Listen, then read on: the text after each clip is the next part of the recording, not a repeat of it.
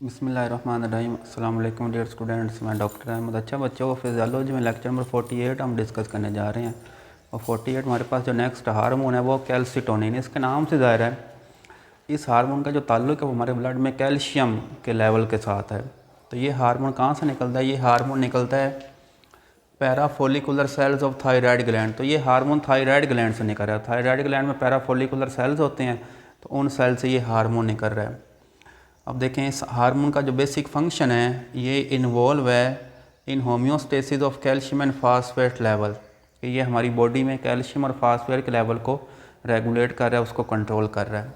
Chemical nature की बात करें, ये हार्मोन पॉलीपेप्टाइड नेचर और इसमें कितने अमाइनो एसिड्स होते हैं? 32 अमाइनो एसिड्स होते हैं। अब हम फंक्शंस की बात करते हैं इस हार्मोन के। तो पहला इसका फंक्शन है इफेक्ट ऑन ब्लड कैल्शियम के ब्लड कैल्शियम लेवल के ऊपर इसका क्या इफेक्ट है। तो ये हार्मोन क्या करता है? डिक्रीज़ करता है ब्लड कैल्शियम कंसंट्रेशन को।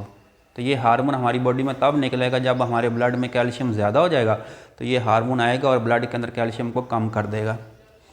इफ़ेक्ट्स ऑन बोन की अगर हम बात करें तो decrease activity of calcium in osteocytic membranes के बोन के अंदर जो ओस्टियोसाइट्स होते हैं उन सेल के अंदर ये कैल्शियम की एक्टिविटी को कम करता है, एक्टिविटी को कम कर रहा है।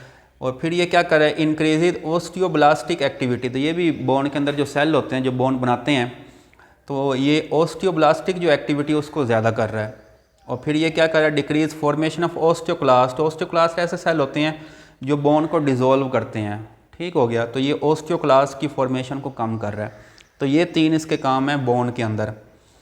इफ़ेक्ट्स ऑन जीआईटी के ऊपर अगर हम इसकी बात करें, जीआईटी गैस्ट्रोइंटेस्टाइनल ट्रैक्ट, क्योंकि इस हार्मोन का काम है ब्लड के अंदर कैल्शियम लेवल को लो करना। तो ये क्या कर रहा है? ये डिक्रीज़ कर रहा है calcium absorption from intestine. Intestine से जो कैल्शियम एब्जॉर्ब हो रहा है ये उसकी एब्जॉर्प्शन को कम कर रहा है, क्योंकि ना कैल्शियम एब्जॉर्ब होगा, ना कैल्शियम ब्लड में अंदर जाएगा और ना ब्लड के अंदर जो कैल्शियम है वो ज़्यादा होगा।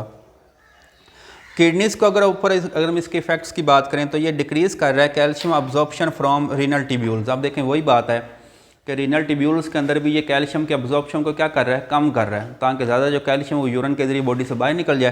क्योंकि इस हार्मोन का काम है ब्लड के अंदर कैल्शियम को लो करना।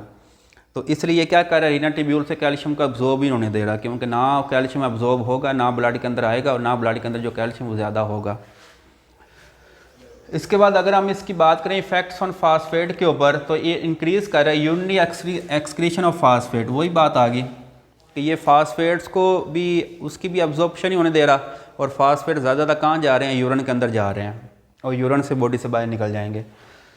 लास्ट पे अगर हम बात करें रेगुलेशन ऑफ कैल्सिटोनिन की, कि तो ये डिपेंड कर रहा है, depends upon plasma concentration of calcium, कि कैल्सिटोनिन हमारी बॉडी में कब निकलेगा और कब नहीं निकलेगा, ये किसके ऊपर डिपेंड कर रहा है? ये डिपेंड कर रहा है हमारी बॉडी में ब्लड प्लाज्मा के कैल्शियम लेवल के ऊपर।